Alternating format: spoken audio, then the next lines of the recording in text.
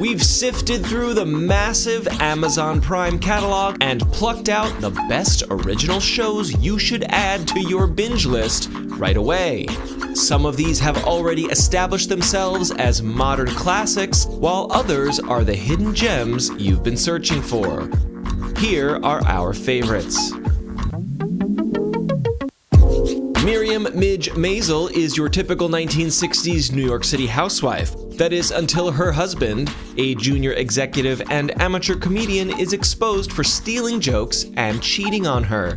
While Miriam's life is falling apart, it's also set on a new path when she gets up on the comedy stage herself and discovers something marvelous. She's the real comedian in the family. Transparent was the first show that established Amazon as a serious original content developer in streaming. Jeffrey Tambor plays Maura, a transgender woman whose late-in-life transition catches her family by surprise. As Maura embraces her true self, her family struggles with the new reality and their own turbulent lives. So I have something to tell you. Catastrophe still feels like a hidden secret among American viewers, starring Rob Delaney and Sharon Horgan as a couple whose one-night stand turns into a pregnancy and eventually a marriage and family. The show is often painfully awkward and remarkably sweet within the same episode. It also features the guest star of all guest stars, the late great Carrie Fisher, playing Rob's mother, Mia. Giovanni Ribisi stars as a convict who takes on the identity of his former cellmate in order to ditch his old life and avoid some very bad people. Chief among them is a nasty gangster with a penchant for grudges, played by Bryan Cranston. Wow, what a performance. Sneaky Pete is both a fan favorite and a critical darling, and you shouldn't miss it. While clearly inspired by Game of Thrones, Britannia still feels very much like its own beast. A beast filled with treachery, terrifying druids, and a whole mess of hallucinogens. Britannia plants its freak flag early on. Within the first few minutes, you'll see Mackenzie Crook appear as the most unsettling druid you'd ever care to meet, and watch a man dive off a cliff and into a nightmare fueled by psychotropic plants.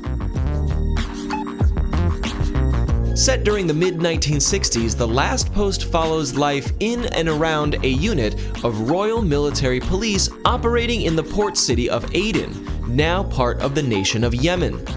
It's a bit of Mad Men mixed with a bit of Army Wives, and the results are excellent. There's love, war, and infidelity in a jaw-dropping setting, and a slice of history many may not be familiar with. Amazon gets its own Black Mirror in this sci-fi anthology. Author Philip K. Dick was always good at predicting the ideologies and power struggles that a technological future would bring. Dick's sci-fi short stories from the 1950s provide the source material for Electric Dreams. In this 10-episode series, predictions from 60 years ago are eerily prescient. Comedian Tig Notaro became a legend during a July 2012 stand-up set. Only a few days after receiving her own breast cancer diagnosis, Notaro took the stage for a raw, heartbreaking, and hilarious set where she openly discussed the diagnosis, her fears, and her mother's recent death. Notaro then mined these events again to co-create the pseudo-autobiographical One Mississippi, where she plays a radio host battling cancer. She returns to her small-town Mississippi home to tend to her dying mother. This essential comedy will leave you in tears, but you won't know if it's from the laughter or from the sadness.